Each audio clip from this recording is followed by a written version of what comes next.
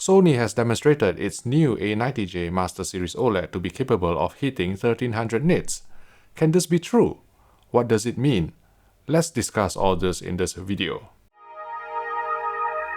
Hello everyone, Vincent Theo from HDTV Test here. A Twitter follower alerted me to the fact that Sony held a TV launch event in China yesterday, and the fact that someone somewhere can hold this kind of event in a global pandemic means that the country must have gotten the situation under control, and it depresses me that the UK is still in lockdown and no such event can take place.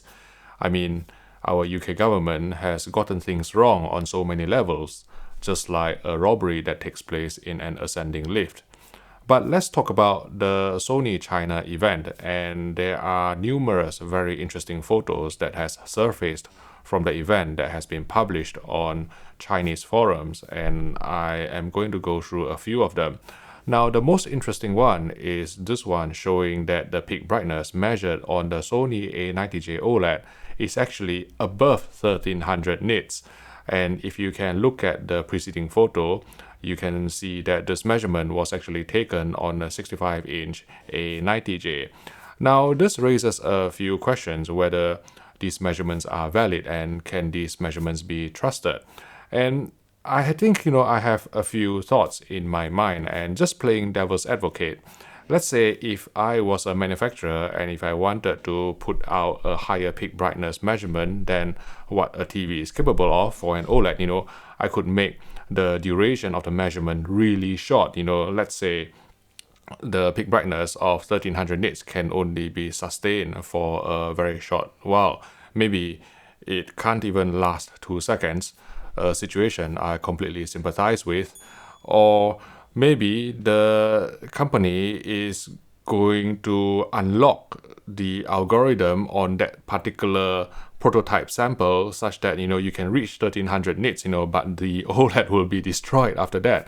But I don't think that in this day and age, a company as big as Sony will be going to such extent to create such false impression of a flagship product, because these days we have people like artings.com and myself and other technical review channels who can actually measure these A90J OLEDs, and many of you users will have your own meters and calibration software, and you can place a meter on screen and measure the peak brightness quite easily. So I don't think that Sony will be going to such an extent to put out a false number by tweaking the underlying firmware on this prototype A90J. And also from the photo, I think, from the duration that is displayed on screen, I think, this peak brightness window must have been put up for at least 10 seconds. So at least, hopefully, it could be sustained for 10 seconds, which is probably more than enough if you wanted that specular highlight detail that pops in fleeting moments in actual content. But another thing that may be happening is that the TV is likely running in vivid or dynamic mode, and with a bluer color temperature, you can always get a higher peak brightness. So once you calibrate a TV to, say, D65 white point, which is commonly used within the film and broadcast industry in terms of the accurate white point, then generally the peak brightness would come down. But let's say if it was 1300 nits in dynamic or vivid mode, then it means that maybe at D65 white point, it could still comfortably hit 1000 nits, which is fantastic for an OLED, because, if you have a peak brightness of 1000 nits on a 10% window, basically you can almost mimic the behavior of a Sony X300 mastering monitor. So remember, the Sony X300, which has now been discontinued, it is an RGB OLED. It is capable of 1000 nits on a 10% window, and it tracks the PQ curve really, really closely. I mean, it's as good as perfect, really, in terms of the tracking of the PQ curve when I measured it. Maybe 1, 2, 3 years ago. Time flies so fast. I don't even remember when I actually did that video. But if you have a consumer OLED that can do 1000 nits, it means that, when you are displaying 1000 nit content, then potentially you don't need to perform any additional tone mapping, at least from the luminance side of things. And it will present the creator's intent in a more faithful fashion, allowing you to enjoy whatever movie in the truest manner. So I'm extremely excited about it if indeed the 1300 nits of peak brightness measurement is true. And also, I want to just say that if it is indeed 1300 nits, then it means that the 65-inch A90J will be using two methods of peak brightness increase within the 2021 OLED. So if you remember my video about the best TVs of CES 2021, I briefly discussed how companies are achieving even higher peak brightness than 2020 models. There are two main methods. One is through the OLED panel itself. So LG Display, who is the panel supplier, has done some improvements to the OLED panel, and if there's enough interest from you guys, I may do another video discussing the improvements that they have actually done on their 2021 OLED panels to allow a higher peak brightness.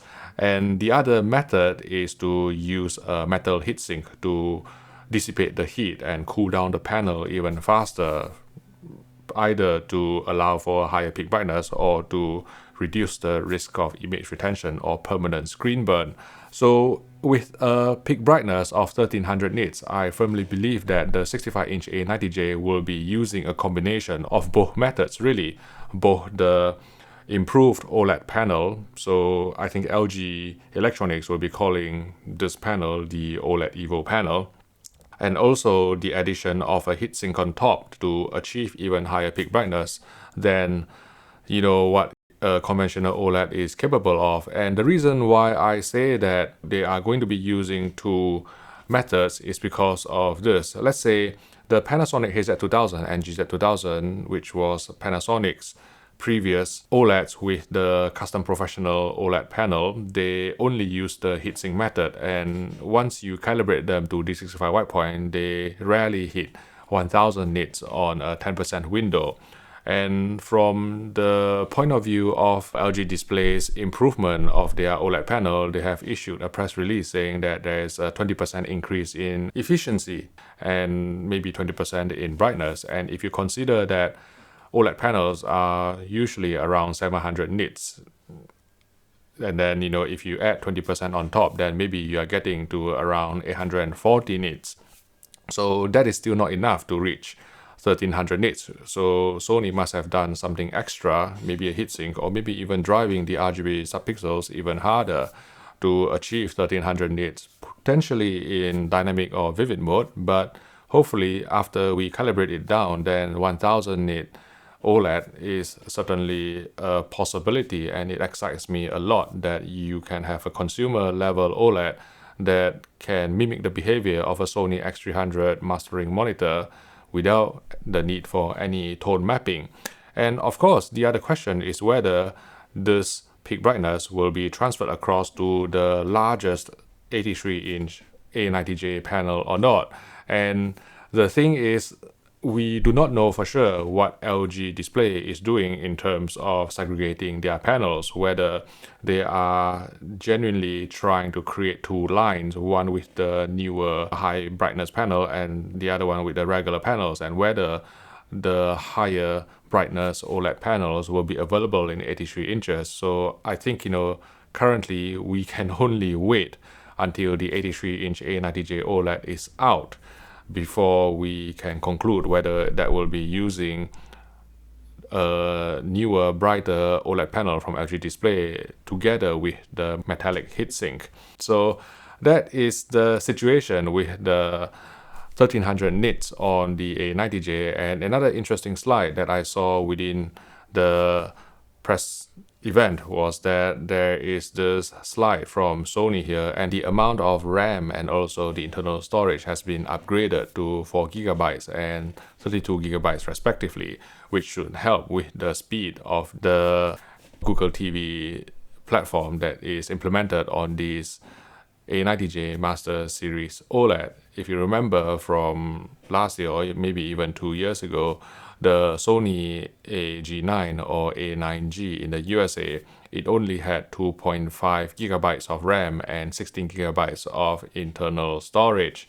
Now, the A90J will have not only an increase in the RAM and the internal storage to 4 gigabytes and 32 gigabytes respectively. It will also have a newer SoC that on the X900H we found to be extremely responsive. It is one of the fastest Android TV experience we've actually encountered. So I have high hopes for the speediness and the responsiveness for the Google TV system on the Sony A90J. If you'd like to watch more videos about other 2021 televisions, I created a playlist here if you'd like to click on it, and I will see you in the next video.